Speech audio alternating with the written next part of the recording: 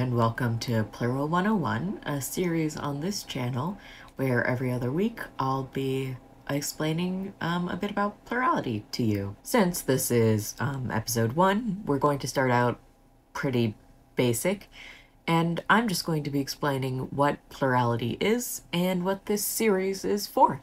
So let's get started. The most simple and broad definition of plurality is the experience of being something that isn't exactly one cohesive person in one body. This covers an extremely wide range of experiences, as you could imagine. It covers anything from being one person who goes through a bunch of different personalities throughout the day to being multiple different entire people sharing one body.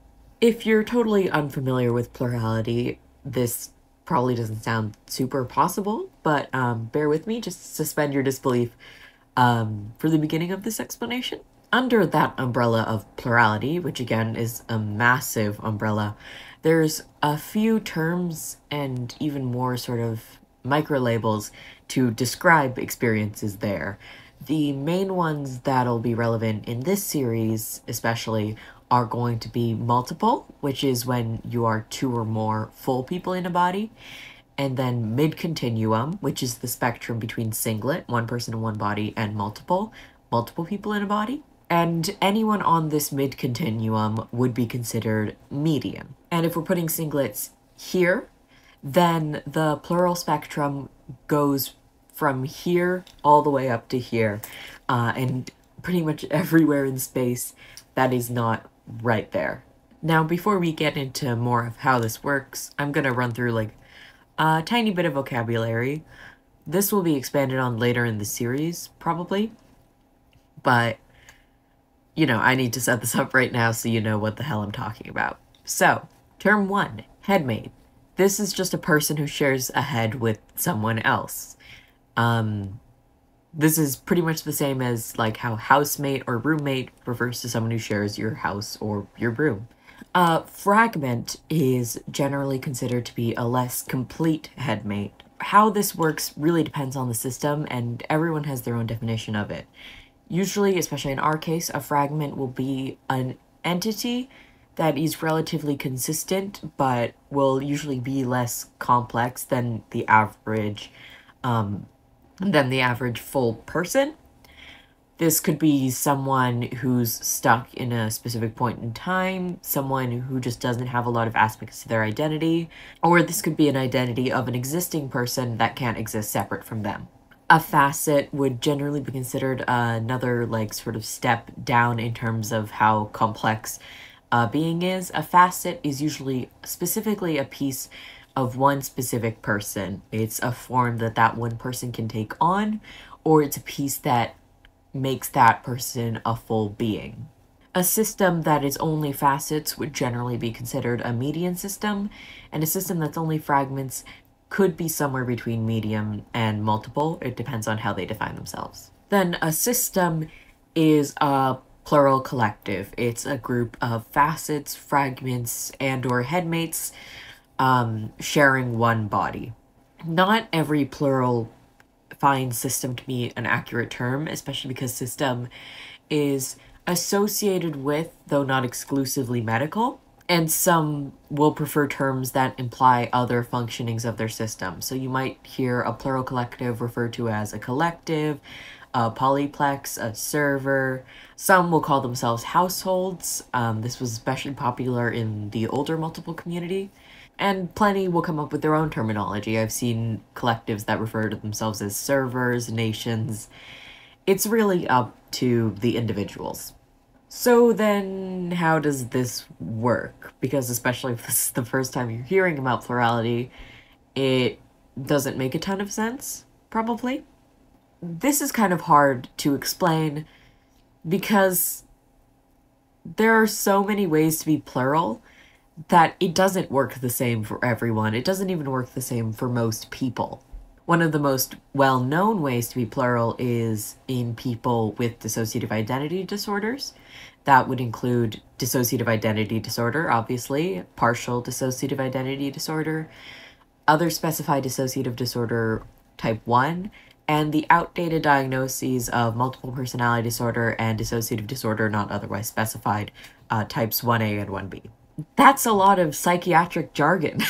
These disorders are largely defined by the experience of the person with the disorder lacking a cohesive single identity. In the case of most of these disorders, there are two or more relatively consistent identities that share a body. Whether these identities identify themselves as headmates or separate people is up to the individual. Generally, in the cases of these disorders, those separate identities would be called alters.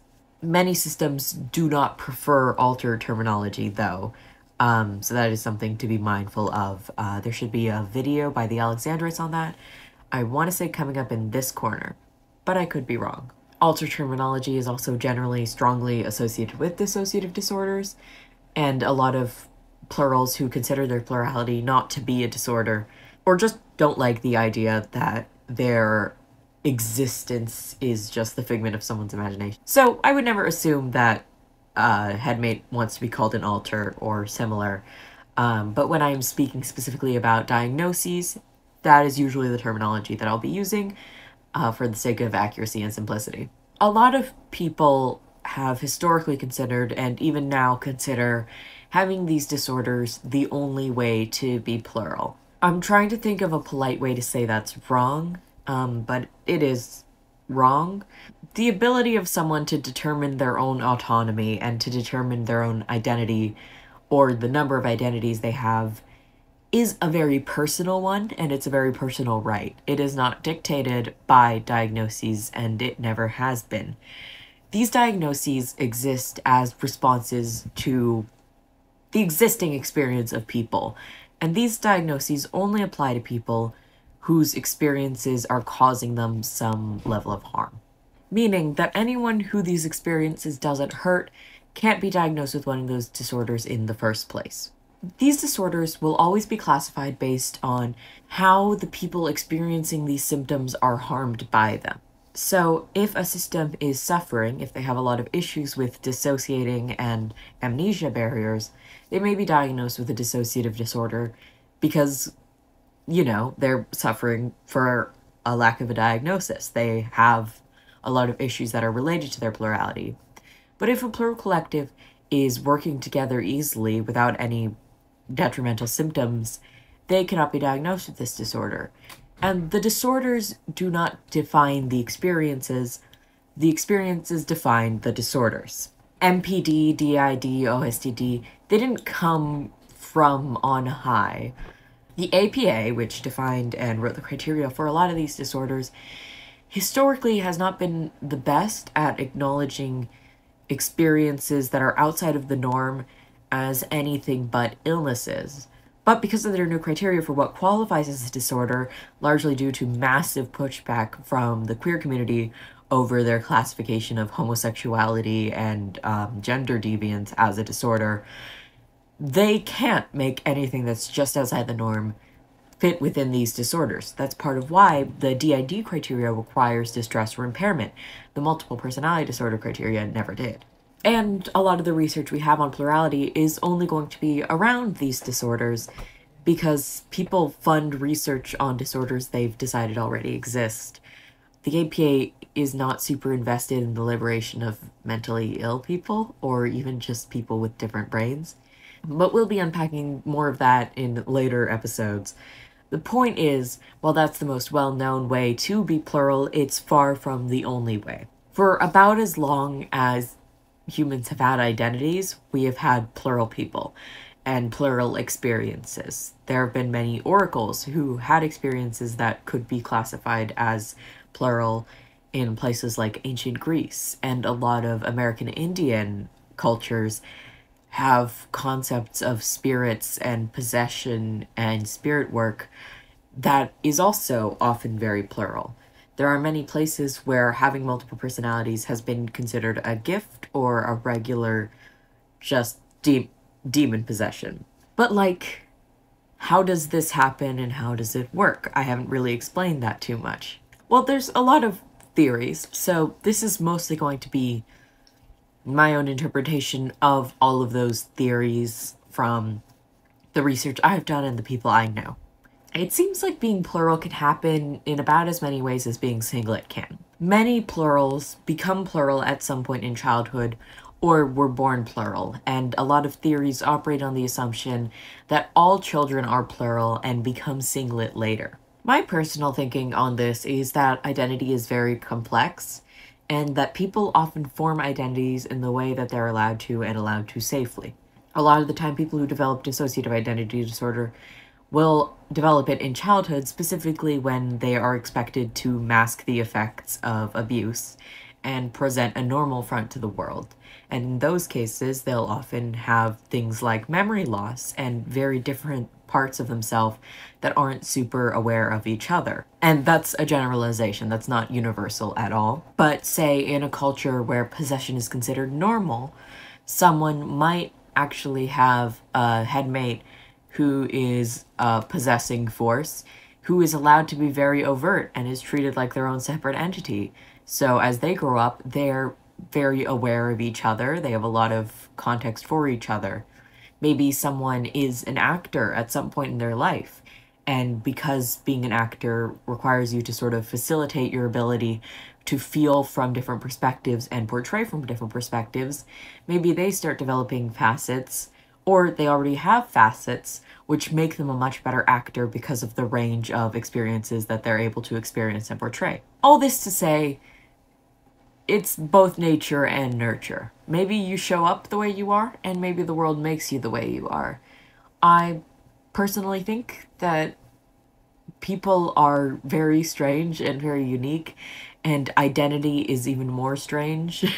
To me, it makes more sense, honestly, that people are plural than it does to be singlet. We live in a world where we have to put in a bunch of different faces all the time, and for a lot of people, that can facilitate the growing of plural identities. And that's also just not even counting a ton of other experiences, because I'd be here all day if, for example, I started unpacking how a lot of people who are very into fiction will be or become plural and often have entities from that fiction show up in their systems. A lot of people believe that there has to be something that makes people plural because being one person has to be the default.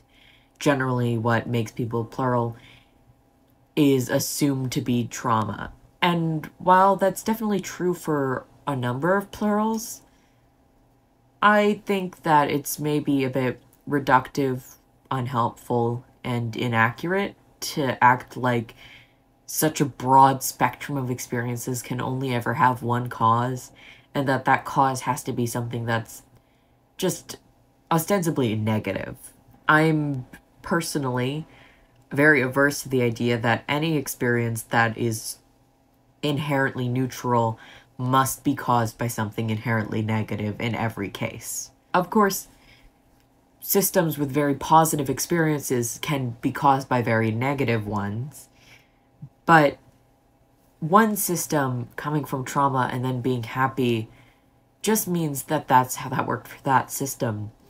I don't think that it's good to say that every system, happy or not, has to come from that same background, especially when, for all we know, that's not true. We have never actually proven that plurality is caused by trauma, not by a long shot. The most recent edition of the DSM-5 TR, says that roughly 5% of people diagnosed with DID do not report trauma histories, which is a massive number if we're assuming that DID must be caused by trauma. And again, DID is only one small portion of all plural experiences. It's just the one that's most strongly considered to be inherently trauma-caused, which, again, just doesn't align with the experiences of a ton of people with it and a ton of plurals in general. I honestly think the question, what causes plurality, is a bit misguided because, I mean, what causes people to be one person? Do we really have that much evidence that being one person is the default, is normal?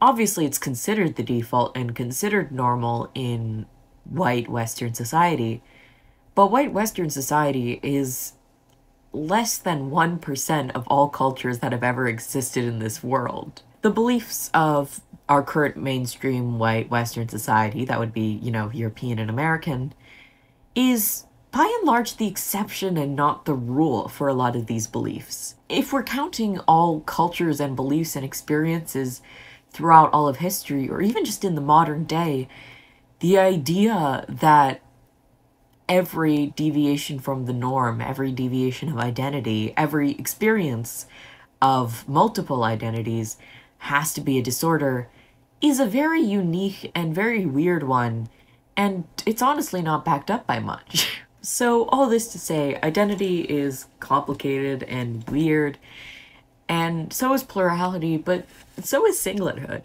Ultimately, there are so many ways to not feel like or be just one person in one body for your entire life. This is a well-documented phenomenon, and I mean, from my perspective at least, if you think about it, it makes a lot more sense than the idea that everyone is, well, normal in that way, I guess. People are weird. So, that's it for episode 1. Thank you for watching to the end. If you liked the video, please like the video. And if you're interested in either the rest of our channel or the rest of the series, you can hit the subscribe button and ring the bell down below if you want to.